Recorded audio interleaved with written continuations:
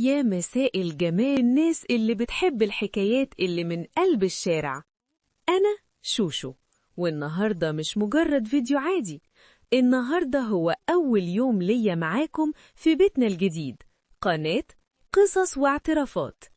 أنا عارفة إن اليوتيوب مليان حكايات، بس أنا جاية أقدم لكم اللي محدش بيقدر يقوله.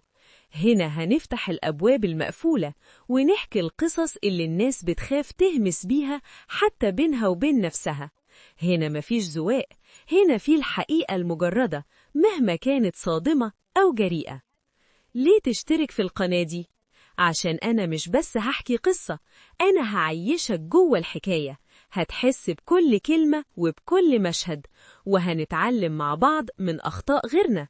قصص خيانة، قصص حب ممنوع، وأسرار بيوت ما كنتش تتخيل إنها موجودة أصلاً.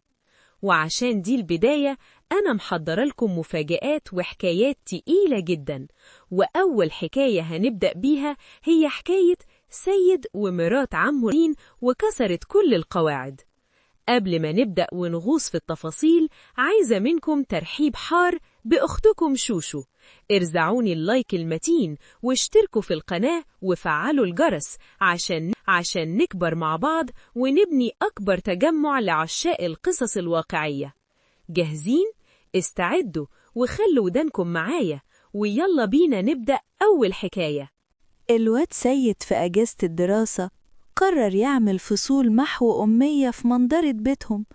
أنا كنت قاعدة في البيت زي المنظرة وهو قاعد على مكتبه. قلت له صباح الخير يا سيد، أنا جاي أسجل اسمي. قال لي كويس يا مرات عمي، تنوري. قلت له بدلع بس ليه عندك طلب يا ولا؟ عمك صالح عاوزني أنا والبت زينب بنت خالي اللي جوزها مات نتعلم لوحدنا. عمك مكسوف من أهل البلد ومش عايز حد يشوفنا.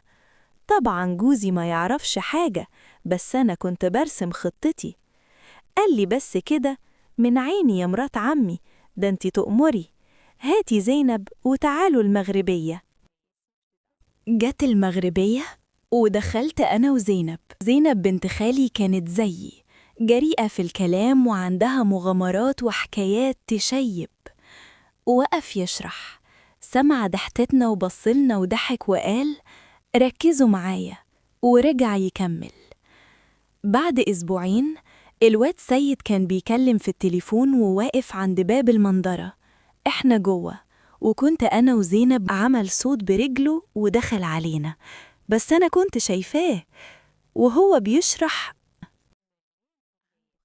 وقف قدام السبورة يشرح، لمح بنت خالي زينة أستاذ، ابقى علم عمك وقف ازاي.